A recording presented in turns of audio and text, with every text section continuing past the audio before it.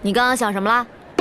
这想什么也没想，反倒是郡主你在想什么？我没想什么呀。可你的脸……那你脸红什么？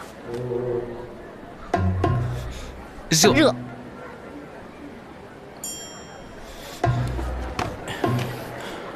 你们到底想好了没？不行。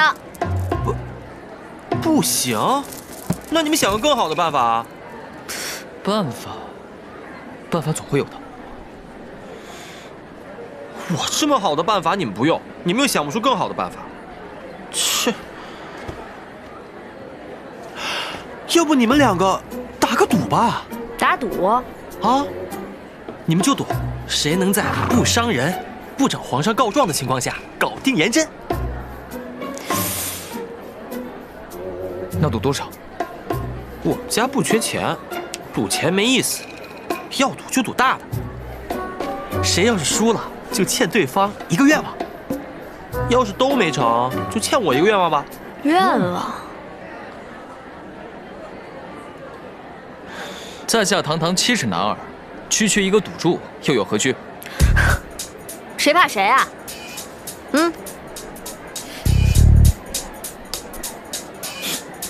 伯爷，你输定了。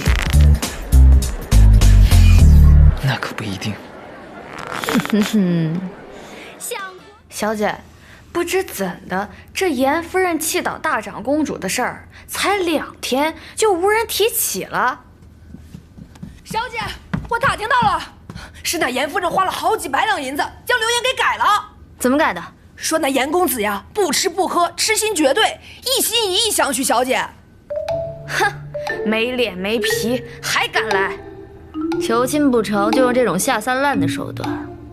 还说什么了？他还说这严公子呀，要是哪天没了，并非死于饥饿，而是死于相思。什么？这不就是一方面卖惨，一方面泼小姐脏水，逼小姐就范？就是，小姐有办法吗？有啊，以其人之道还治其人之身。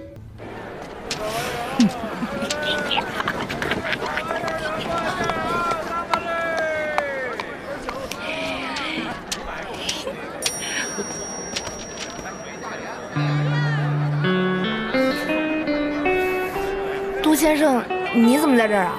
这儿风景好，我来这逛逛。一个破巷子，哪来的风景啊？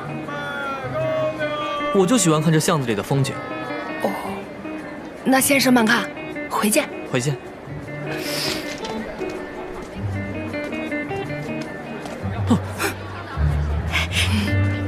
杜先生，大叶没严家不行这个话我已经传好了，给钱。阮姑娘，狐狸精的事我已经办妥了，剩下钱结一下啊。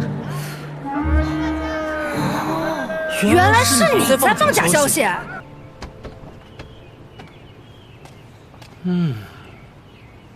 我觉得还不够到位，应该要更害人一点才对。贴着告示，我实在是想不明白。我也不明白。这你就不懂了吧？这告示一贴，那严家人面子何在啊？他肯定不敢来咱们家了，也就不敢再来提亲了。说到底，还是为了赢程安伯嘛。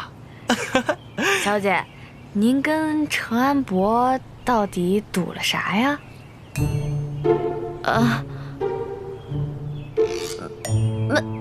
没赌什么呀？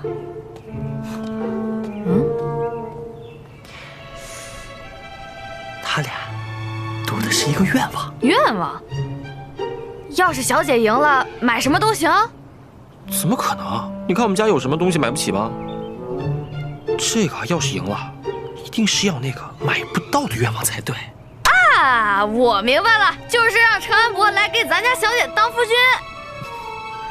哎。